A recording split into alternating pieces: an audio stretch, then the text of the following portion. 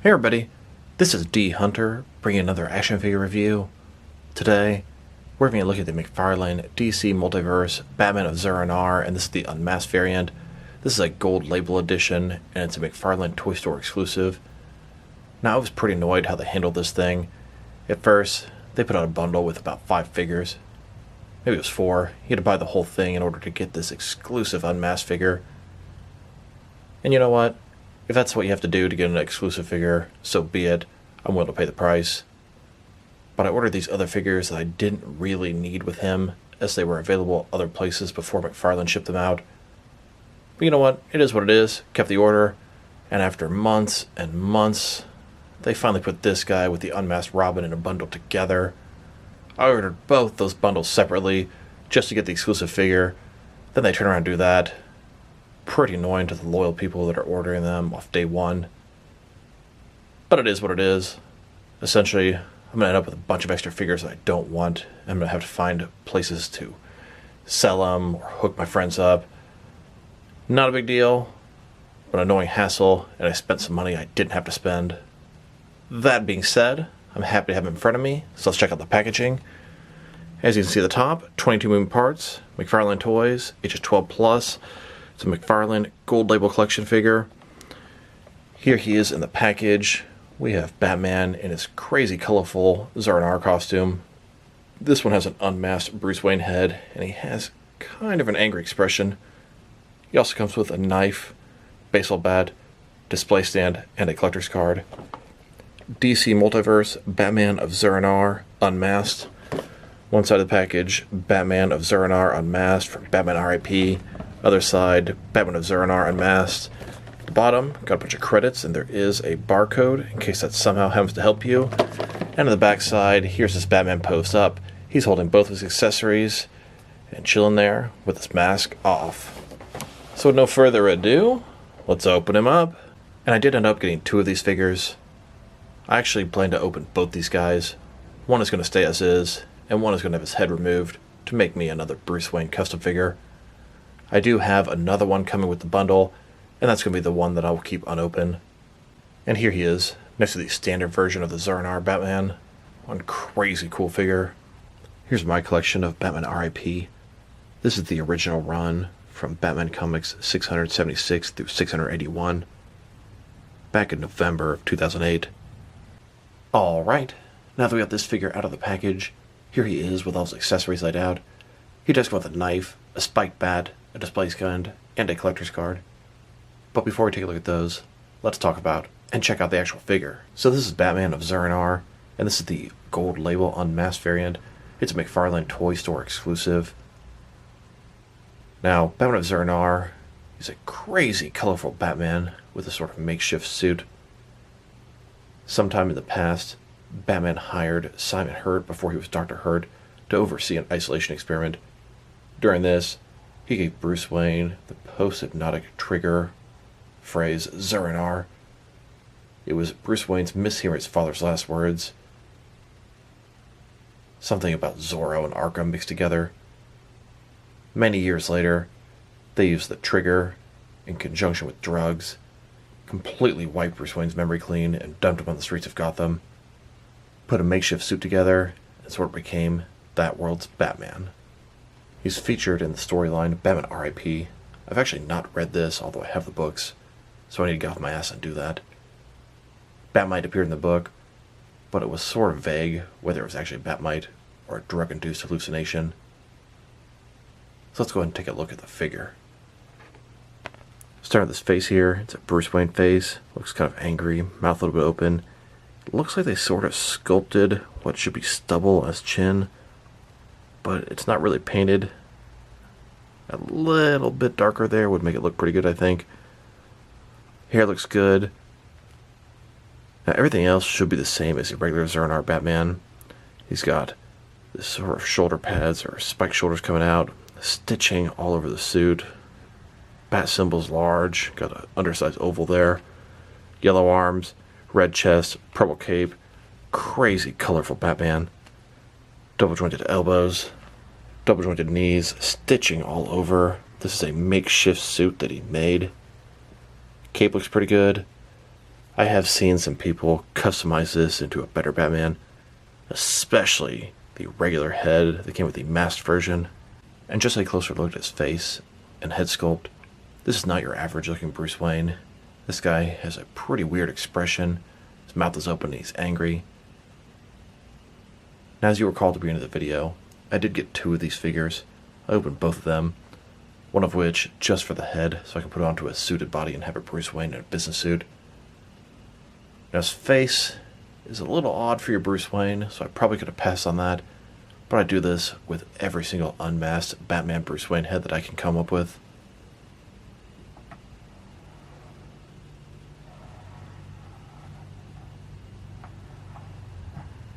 Now let's take a look at his accessories, and let's start off with the boring stuff. Here's his display stand, typical McFarlane stand, black perfect circle, says DC on the bottom. It's got 1 peg for the pegals on his feet. It's very thin, very basic. Here's his collector's card. As you can see, it's an image of the Unmasked Zur-En-Arrh Batman figure. Batman of Zur-En-Arrh Unmasked from Batman R.I.P. On the back side, there is a description if you want to read that. Go ahead and pause now. And here's his collector's card, next to the standard version of the Zur-En-Arrh Batman's collector's card. Now let's take a look at his knife. Pretty basic item. The handle is a little bit of sculpting detail and it's brown. The top is a blade. It is pretty bendable and gummy. Here he is, holding this knife. Crazy looking Bruce Wayne, holding a knife. Somehow it just works. Now let's look at his bat. It's a wooden bat. It's got spikes on top. You can see some weathering and damage across the wood. The handle has a nice wrap on it. This will be a pretty nice thing to give to a random thug or henchman. Here's Batman holding this bat. He can hold it with either 1 hand or with 2. And if you wanted him to, he can hold both of the weapons at the same time. So I do have 2 of these figures, both unmasked. I'm going to take one of their heads off and try to make Bruce Wayne angry in a business suit. So I went ahead and took some water to a boil, dipped in the Zur-En-Arrh Batman, and popped off the unmasked head. I figure I'm going to take this Mattel WWE Elite Triple H figure, and I'm going to pop the head on there. I've used this body many times for an unmasked Bruce Wayne figure. It works good because it's a similar scale to McFarlane, and it's a large, big bruiser type Bruce Wayne figure. And so there you have it. I actually think it came out a lot better than I expected. Here's another Bruce Wayne in a business suit. Maybe he's at a meeting. Maybe he's angry, doesn't like what's going on. Unfortunately, the peg on the wrestling figure's neck, if you push the head all the way down there, it sits way too low and looks like he has absolutely no neck. So I had to put a little bit of sticky tack on top of the ball of the peg and pop the head on top. It looks good the way it is right now, but I wish the ball would simply just fit into the head like I wanted it to. Here are all 3 variations of this Batman I have now. We have the standard masked Zur-En-Arrh Batman, the unmasked gold label Zur-En-Arrh Batman, and now an angry Bruce Wayne in a business suit. Like I said, I didn't think it was going to look this good. I'm very pleased with the end result. And now I wanted to check out the differences between the unmasked and the masked Zur-En-Arrh Batman. Obviously the heads are different, but I was curious if there are any other sculpting or paint differences, and there are not. They are 100% the same figure, all the way up to the top of the neck. Now that we've taken a pretty good look at both the figure, his accessories, and some head swaps, now let's check out his height. From bottom to the top of his head, he's standing at about 7.3 inches tall, which can translate to about 18.5 centimeters. Now let's check out his articulation. Starting with his head here, of course, it can rotate from side to side. He can look up about that far, down about that far, not too bad. Can tilt his head from one side to the other, giving him a good amount of personality. Shoulders on a ball joint, goes up about 90 degrees, up, down, around, all that good stuff. He does have a butterfly joint between his shoulder and chest area, increasing the range of motion and covering up that gap there. Bicep cut below that. Double jointed elbows, they go all the way in. His wrist has a ball in it, can rotate, and it's going to be hinged. He's got ball joint his torso here, rotate around, forward and back. Another ball joint his waist, rotate around, forward and back, giving him pretty good range of motion in his torso area. Legs completely does the splits, not a ball joint, but a similar type concept. Rotation, better than usual. They go forward, about that far, back, not too much. Double jointed knees, then his ankle has a ball in it, and they're a little bit loose. Forward and back, rotate, tilt, rock, and toe articulation. Now this is not at all how it happened in the comics. This is my own little story. Many years ago, Bruce Wayne visited Simon Hurt, a famous psychologist. He was volunteering for an isolation experiment. This is the time that Simon Hurt took the opportunity to implant the trigger words Zur-En-Arrh. Many years later, Batman is confronting Dr. Hurt. That's the supervillain that Simon Hurt became. It's at that moment that Dr. Hurt uses the trigger word and completely subdues Batman. It's during this time that Dr. Hurt took the opportunity to pump Batman full of drugs. Between the trigger and all the drugs, they end up releasing Bruce Wayne on the streets. He has no memory of who he is. Essentially, they have defeated the Batman. Here's Batman on the streets of Gotham. He has this crazy, drug-induced hallucination of Batmite following him around. He has now put together his tattered suit and is fighting crime in Gotham City. As Dr. Hurt hears all these different reports of Batman fighting crime again in Gotham, the Batman that should be long dead and gone, he takes it upon himself to get Alfred captured. He now has leverage against Batman and Bruce Wayne. And the story ends with the Zur-En-Arrh Batman busting in and seeing Alfred held hostage by Dr. Hurt. He has Batmite whisper in his ear, and he's in for revenge and out for blood. Now let's check him out next to some other action figures, starting off with some other McFarlane DC Multiverse figures. Here's the Unmasked Zur-En-Arrh Batman, next to the standard masked version.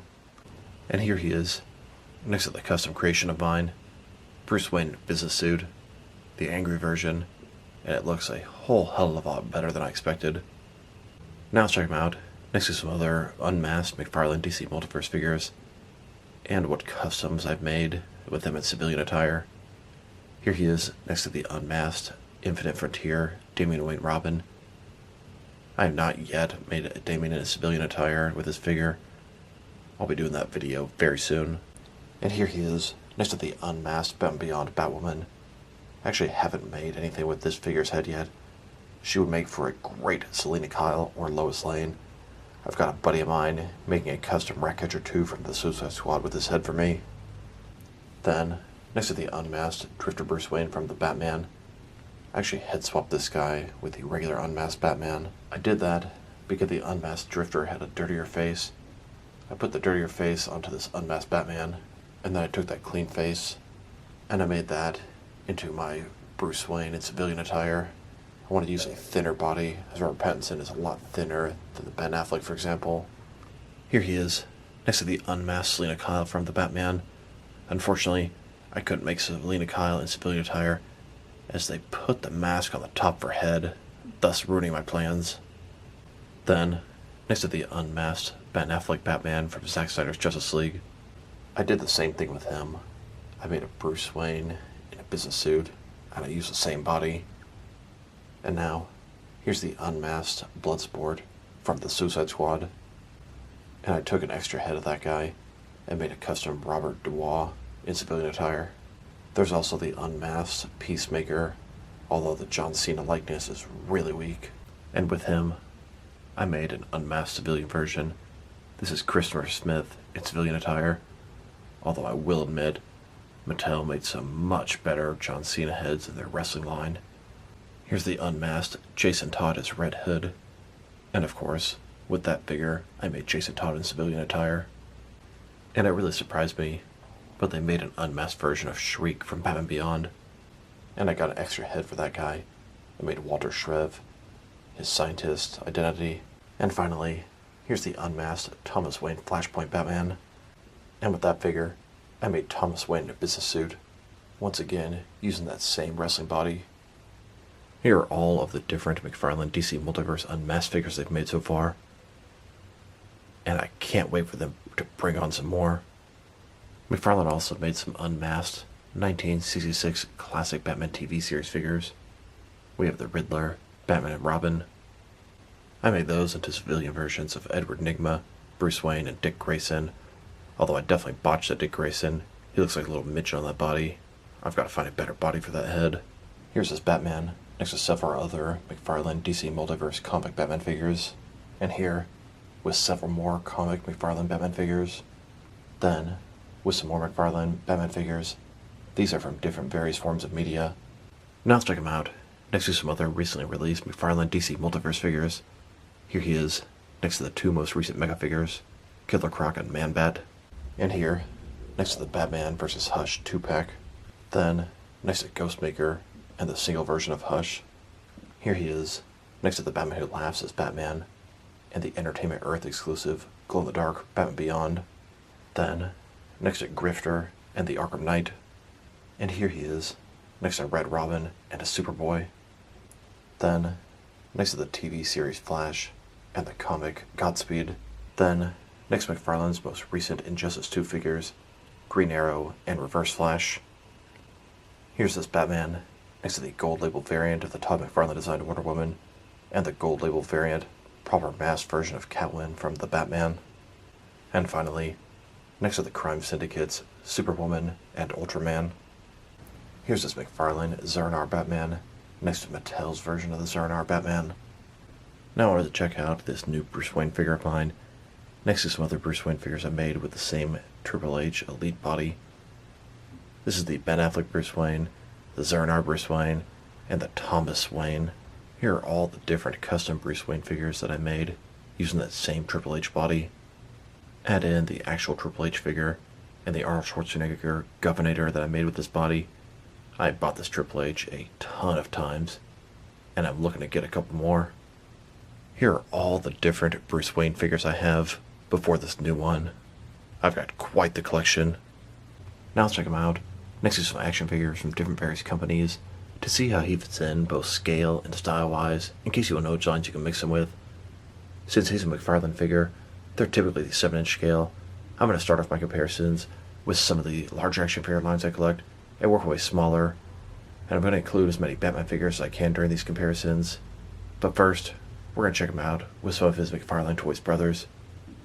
In front of you are 5 different action figure lines, all from McFarlane Toys, all 7-inch scale. Then, with some more McFarlane Toys, these are from different various video game properties. And now, next to some Jakks-specific wrestling figures. And here he is, next to some DST or Diamond Select toys. Then, next to some DC Direct and DC Collectibles Batman figures. And here, with some NECA Batman figures. Then, with some Mattel wrestling figures. And now, with some Jazzwares AEW wrestlers. And here he is, next to some Mezco 112 collective Batman figures. Then, with some Mattel DC Universe Classics and Multiverse Batman figures. And here, with some Mafex Batman figures. Then, with some Hasbro Marvel Legends. And here he is, with some SH Figure Hearts Batman figures. And finally, next to some Jazzwares Fortnite figures. Overall, it's a nice figure. At first, I was kind of turned off by the Bruce Wayne head with the odd expression, but it works so much better than I expected. I personally prefer the masked version of the Zur-En-Arrh Batman. What appeals me most about this guy is the fact that I was able to make a custom Bruce Wayne. This guy's accessories are pretty cool. I'm going to give the knife and a bat to a random thug in my action figure world. Sculpt and paint job are excellent, no issues there. His articulation is everything you'd expect from a McFarlane DC Multiverse figure. Overall, if I had to rate this guy, I'm going to give him a 7 out of 10. I'd probably give him a lower rating, but I'm really happy with what I was able to do with the unmasked head. So this is D Hunter. Thank you guys for watching this video. If you liked the video, press like below. If you have anything you want to say about the video, add to the comment section. If you want to see additional action figure reviews from me, press subscribe. I do appreciate when you do that. Once again, this is D Hunter. Thank you guys for watching this video, and I'll talk to you guys real soon.